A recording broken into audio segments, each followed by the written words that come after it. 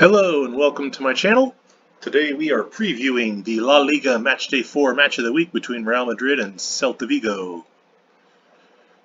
So my original plan for Matchday 4 was Sevilla versus Barcelona, but that match has been postponed, as has at least one other, at least at time of recording. Hopefully this one doesn't get postponed. It's a good chance to get Real Madrid in the rotation here. We've already seen Barcelona Week 1 and 2. Saw Atletico Madrid take on Villarreal, won the Metropolitano last week, so need to get Real Madrid in there, have all the big three La Liga clubs recognized and accounted for in match of the week here. Virtuared Mod I use, of course, includes a chant pack with these team-specific chants, such as the one you're hearing right now for Real Madrid. Also has the Santiago and Bernabeu modded in. Beautiful addition there. So as the players prepare for kickoff, let's take a look at our starting 11s.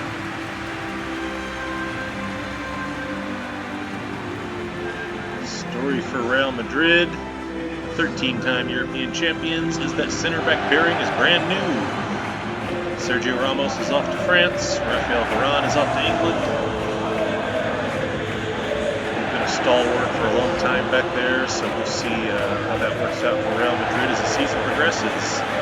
Here's a look at how Celta Vigo are going to line up as they prepare to face a still very strong and formidable Real Madrid side. For Real Madrid and Barcelona both, they've obviously lost some key pieces, but still pretty formidable clubs that are still going to make some noise.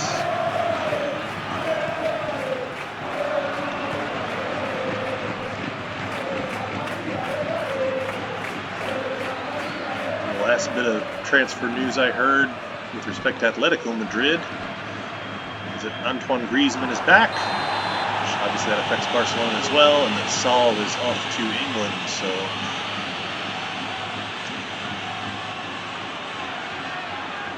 I said in my Week 1 preview of Barcelona versus Real Sociedad that Atletico won the league last year. Barcelona and Real Madrid have both lost some key pieces.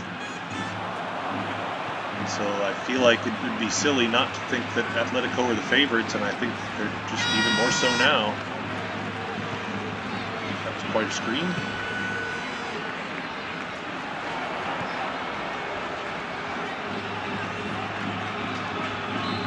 I still think these are going to be sides that nobody's going to want to play in the Champions League, things like that. But Real Madrid, actually, this is pretty funny.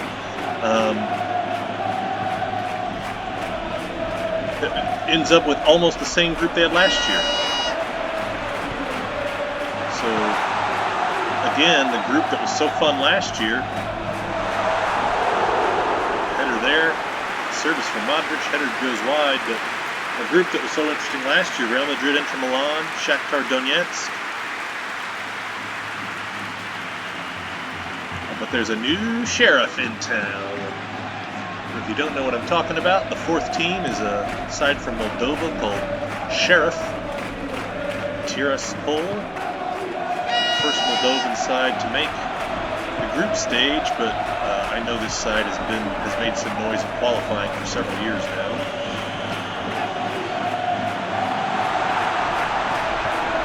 Modric.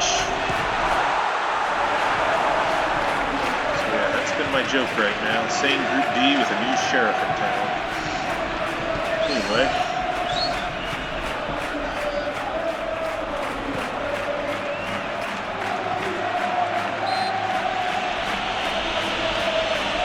I must have been fouled there. I don't think I was offsides. With the angle I use, sometimes I have to use that radar or just depend on people being in the spot they're supposed to be in. But that broadcast angle, you can't see as much as you would on a traditional gameplay angle. Keep this up and down. Nope, wall does its job. Looks like we've gotten that out of danger for the time being.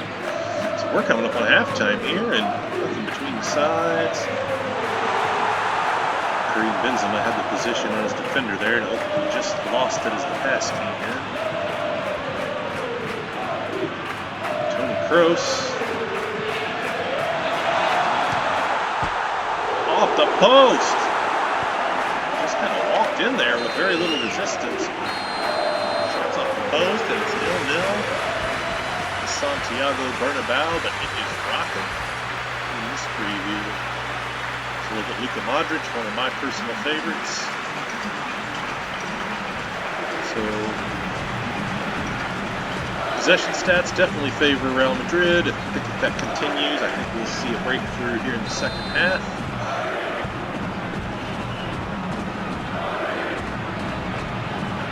An interesting season for La Liga. I think obviously Lionel Messi leaving is the big story. There have been some other key players that have left. Also have some big names coming back in. I should say coming in, but coming back in the case of Gareth Bale.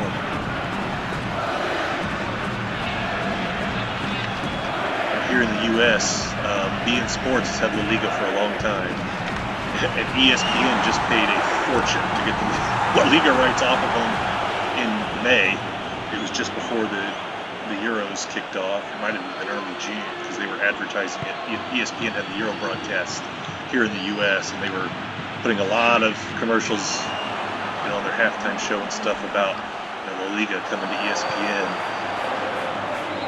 And by the end of the summer, Messi's out of the league. I can only imagine they were probably not so thrilled to hear that.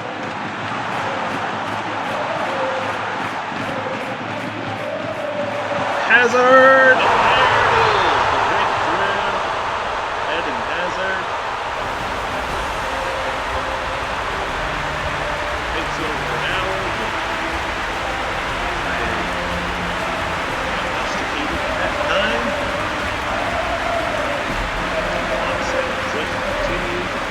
There's inevitable, and now we have Hazard, of course, not the fleetest of foot, gets caught by the defender, but a little give and go there with Asensio. What a lane there. I actually thought the keeper might have gotten to that pass first. He makes himself big, but it's right inside the post. It's right at the very acute angle it needs to be at to get in there, so nice finish there from Eden Hazard. I have had the pleasure of seeing Eden Hazard score a goal in person back in his Chelsea days. International Champions Cup match with Chelsea against Inter Milan in Indianapolis when I lived there back in 2013.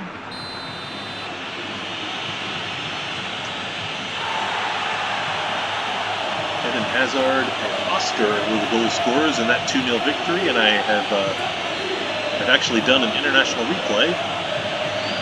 My playlist for replaying old fixtures of that fixture, I've got a playlist called Matches I've Attended, so if that's something you're interested in for any reason, feel free to check it out. We are down to the final quarter hour plus stoppage time here. It's a good idea, poor execution there.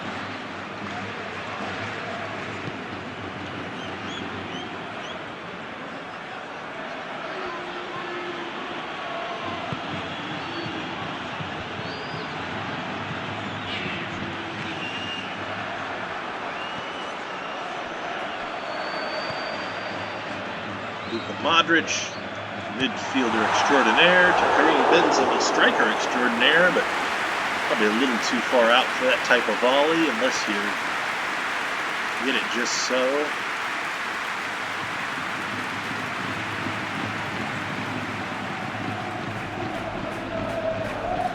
Karim Benzema, I'd say with, I've said before on other videos, so if you've seen my videos before, you probably know what I'm about to say.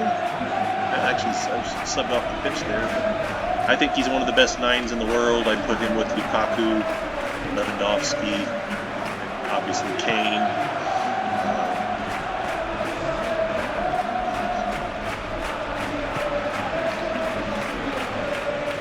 Curious if anyone thinks, you know, I would consider that my top, like, elite tier of number 9s in the world. Curious if any of you think anyone else should be on that list, or if any of them shouldn't be in that list. Let me know in the comments. It's always fun to kind of debate a rank like that. But here's a look at Eden Hazard, goal scorer, center back pairing for Real Madrid. Holds up in this one.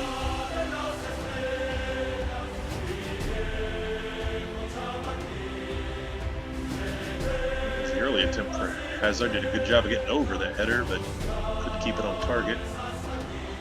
Free kick for Madrid in a dangerous area, but the wall does its job. Here was probably the best chance for a goal before the goal that came. Kroos gets little resistance, just kind of walks in there and pops one. It goes off the post. Hazard here on a break, but he gets caught, and then this little give and go gives to Asensio. Makes a run, splits the defenders. Gets the angle just right to beat the keeper and keep it inside the post. Great stuff there from Eden Hazard.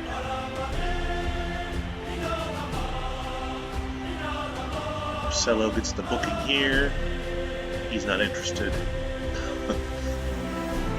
And then the service from Luka Modric, the volley from Benzema, but it's off target. Alright, as we finish up our highlights here, I want to say a big thank you for watching. I hope you enjoyed this video. If you did, please give it a like. If there's a fixture you'd like to see me play, you can leave it in the comments. If you enjoy this type of content, I do a Match of the Week preview like this ahead of every match day for the Big 5 European leagues and other notable fixtures around the globe. My Rest of World playlist, I also did an extensive release of World Cup qualifier previews. I also do a series of international replays. It's where I replay old Cup finals and other notable fixtures from various competitions around the globe. If either of those types of content sound interesting to you, then please do subscribe to my channel. I got tons of it on there for you. Again, thank you so much for watching. I hope you enjoyed, and we will see you next time.